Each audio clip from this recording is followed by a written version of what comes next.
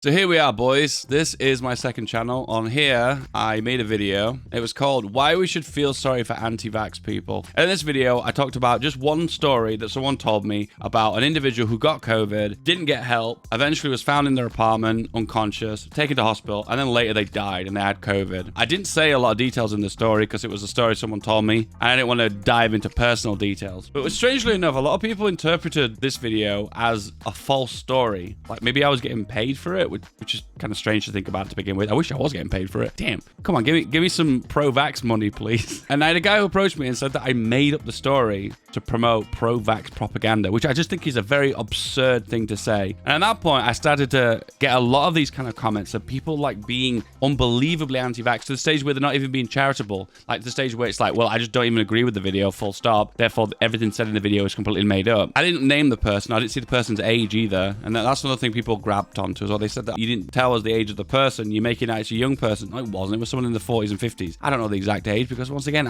it's not a story. It's a secondhand story from somebody else. Anyway, this rustled some really feathers and I thought I was being really charitable. Then part two of COVID. At this point, I basically just responded to the first story, just retort where I basically just said to you guys. And I said to you, at this stage, I want the anti-vax people or the vax skeptical people or the anti-COVID vax people to approach me and have a conversation with me. And I want to talk to you guys and like look into your noggin, you know? And I want to have voice conversations because I think it's better to have a voice conversation. Just explanation why. When you have a conversation with someone on text, on DMs, the back and forth can go on forever. You've probably done this before. You've maybe had a disagreement with someone on Twitter and you reply to their message saying why their information is wrong. But then they'll do a whataboutism. They'll basically keep talking about that topic they want to, but then they'll move on to something else. So they'll say something else, you'll debunk it. They'll say something else, you'll debunk it. Something else, debunk it. Something else, debunk it. And it goes on forever and ever and ever. And remember, conspiracy theories go down the rabbit hole. They go down really deep. And the amount of ammunition they've got to fire at you of things that just don't make sense, of just asking questions, goes on and on and on forever. So if I get them to a voice call, they don't have that ability to constantly machine gun fire anti-vax stuff at me or vax critical. And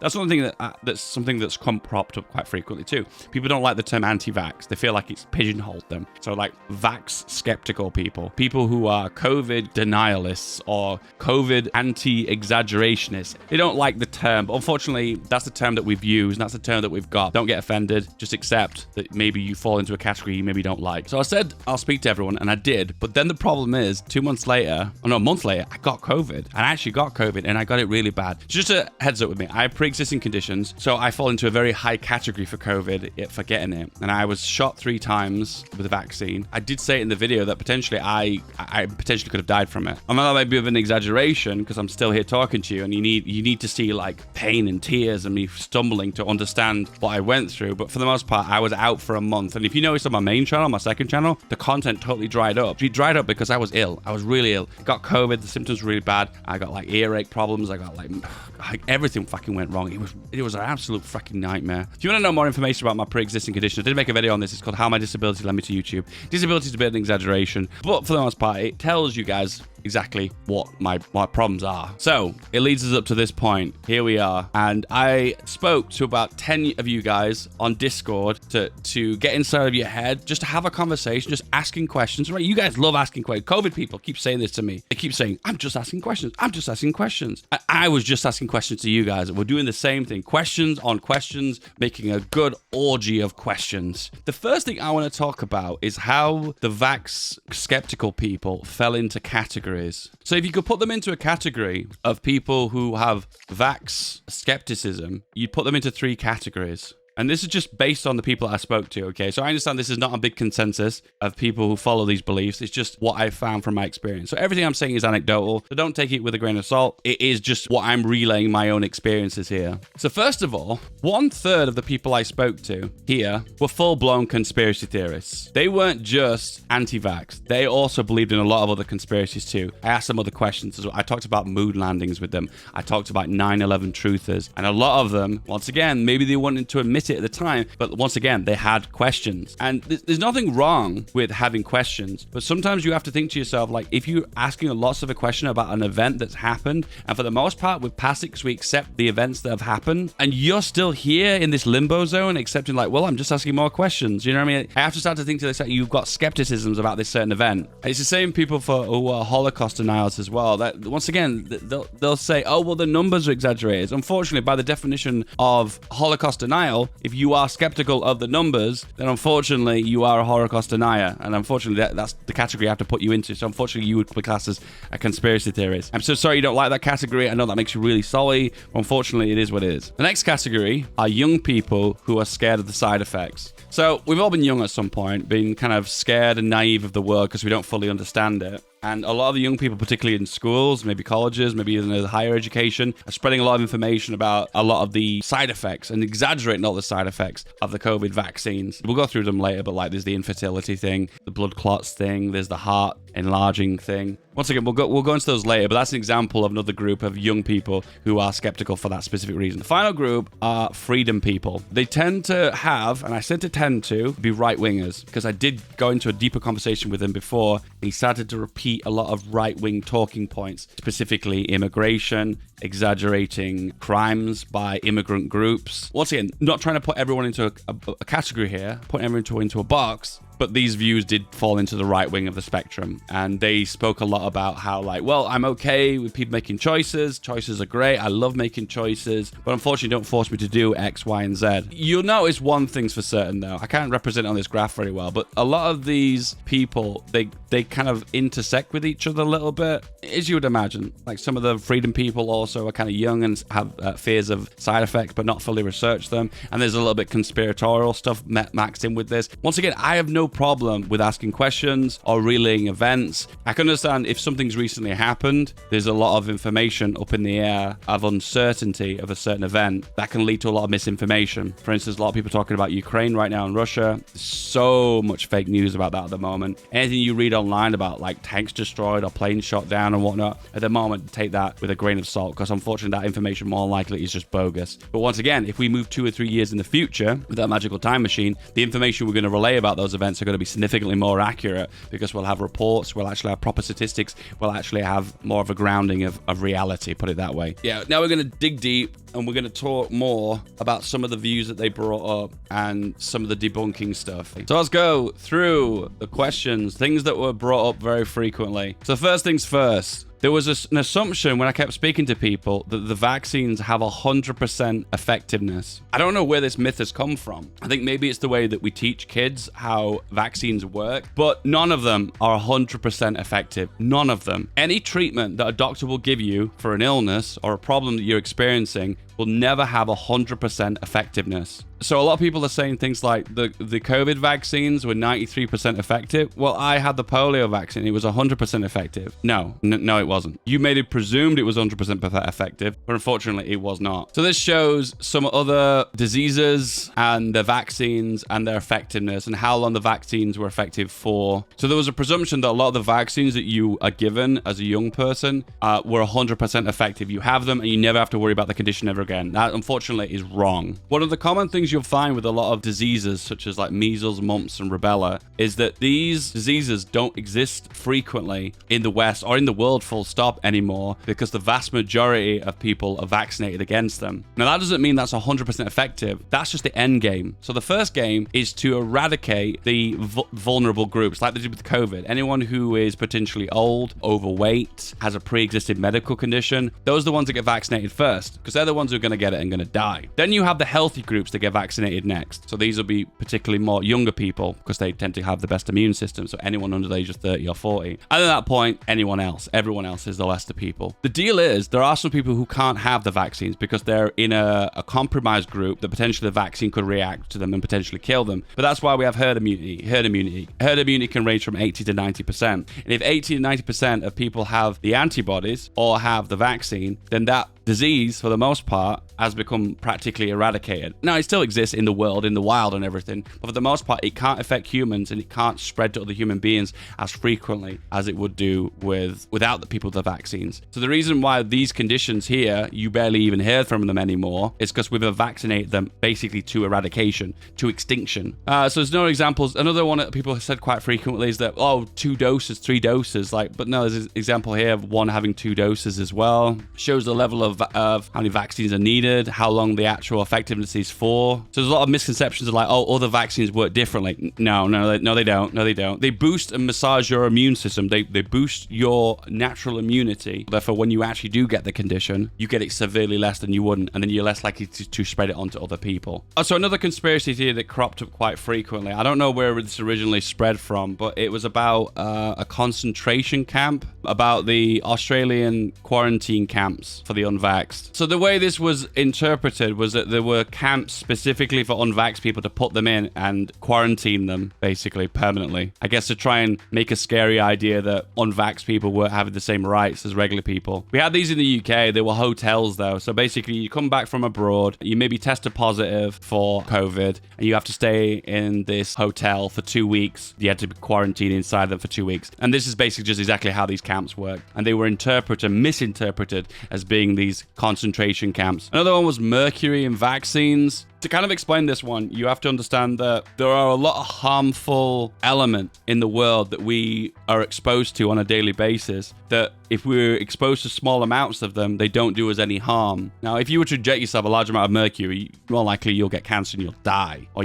maybe you'll just die instantly, I don't know. But the reason they put a little bit of mercury in vaccines is a preservative. And we've been using vaccines with mercury in them now for, I believe over like 50 years. So this information that they're causing these long-term problems has just not been proven. Once again, I'm open to the idea of evidence proving that something could have happened, but unfortunately there is no evidence for that. So another conspiracy route was this one too. So Bill Gates said about population growth. So one of the guys I spoke to was a conspiracy theorist, and he was basically saying that the reason why COVID was created in a lab, specifically by the elite billionaires, was to try and curtail population growth. And a lot of the quotes by him were completely misunderstood. So however, Gates was not suggesting the global population should be killed off by using vaccines. He is instead saying that we should improve public health using vaccines can reduce unsustainable population growth in the future, and with it lower carbon emissions. He took his quote completely out of context and made it sound like the vaccine was a population control tool and it was used to make us infertile and potentially make us ill and potentially make us die. That was kind of the context of what was being said. If you look at trends of births around the world, they are significantly all in decline. I could make a separate video on that, but the things to remember is when women's rights become more prominent in certain countries, as well as access to contraceptions, access to healthcare, the amount of babies per woman drops significantly, and that's been a trend happening throughout the entirety of the world. There isn't like a certain areas of the world that have not been affected by that. So as you can see here, we scroll around the world. This is specifically what Bill Gates was referring to. He's referring to increasing healthcare in these areas of the world, therefore access to contraception, and therefore the amount of unplanned pregnancies goes down significantly. So UK 1.74 births per woman, 1.73, Russia 1.83. We've got very low in Greece, 1.28, 1.32. You get basically a trend here. Anything below 2.2 births per woman is a population decline, which is a conversation for another day, but I just wanted to bring that up. And then you see areas of the world that are slightly higher amounts, 2.08 for Mexico, French Guiana, 3.28, and areas such as Niger, 6.74. And you're probably saying, oh, Africa's problematic, and some areas of the Middle East are problematic here. But if you scroll back really far in time, look how much progress we've made over the last 70 years. How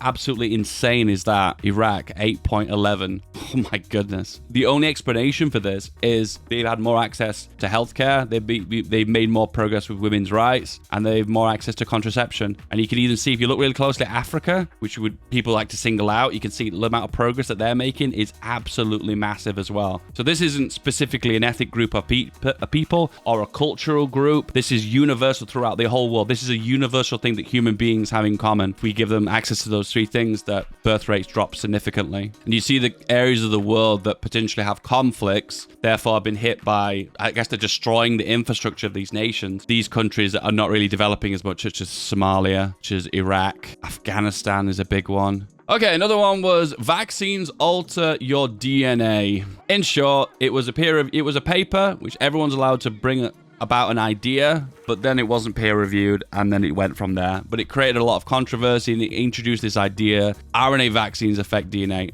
They do not. They do not. There's a long debate with this guy about UV light killing COVID, less so in summer, but I found no evidence to back this up. He was basically going off the winter flu trends, but there was no pan with that with COVID. One of the issues, too, is a lot of the evidence people was presenting to me wasn't following the scientific method. So the layman's version of the scientific method is someone has an idea, like, for instance, wearing hats makes you smarter. That's the theory. Then you collect data on that by looking at people who wear hats and people who do not wear hats. There'll also be a control group where basically will not be involved in the trial, but then may or may not be able to continue their normal life with or without hats. And then you collect the data, and then you have a conclusion. Well, we found out that wearing hats does actually make you more intelligent, and this is the data to suggest that. And we've made a blind study to confirm that. But then you need to have follow the scientific method. You need to have another scientist peer review your paper to see if you followed the scientific method and made sure everything was correctly analyzed and the data was collected correctly. And then you will find out that maybe, oh crap, we didn't actually collect that data accurately. Oh, maybe we cherry picked a certain amount of data. Oh, it wasn't really a blind trial to begin with. Turns out that was a complete waste of time, and there is no connection between wearing hats and being smarter. The problem is that people present a paper to me, and it'll not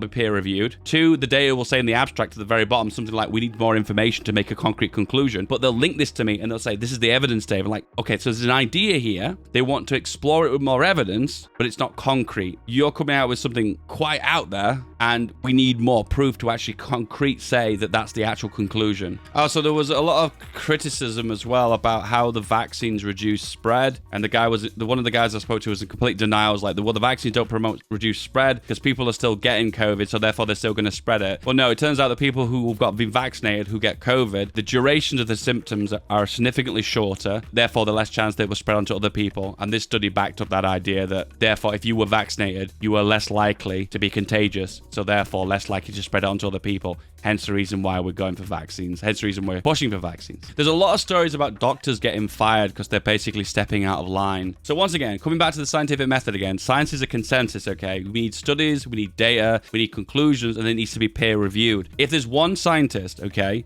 who coincidentally seems to be releasing a book, trying to sell some merch, they've not published a paper, and two, it's not peer reviewed. This person is an outlier. And the reason why they've been thrown out the scientific community and no longer practice medicine, for instance, is because they're not following the scientific method. They have to produce a paper, which a lot of them do not, and then two, it has to be peer reviewed. And a lot of them have not. So in that case, this information makes them outliers, and that's the reason why they're thrown out the scientific community. All right, next. So there's the heart inflammation. One thing that people are getting really confused about is that when I had my vaccine, they presented me with a sheet of paper, and it basically talked about all the potential side effects of the Pfizer vaccine. I glazed over it because it was a hard read. But what they listed was like the chance of side effects and how high those chances of side effects were. And they did list on there, mention about blood clots as a possible side effect. But get this, normal vaccines also have this potential risk as well. And it's not like this information is being suppressed. It is available to you as a sheet of paper when you get the vaccine. So this idea that this information is being kept under the rug and undisclosed is just a myth. This information is available to us. And still, to top it off, if it goes without saying, the chance of a blood clot as well as the chance of getting a heart inflammation or interrupting your periods as a woman is higher if you got COVID. So one of the issues people were saying is that the COVID vaccine is reducing effectiveness, that people have to get boosted. Well, I've not got boosted for smallpox, so why do I need the booster for COVID? Well, it turns out that all vaccines have this potential issue as well. Over time, they decline. So here's an example of some diseases that have declined over time.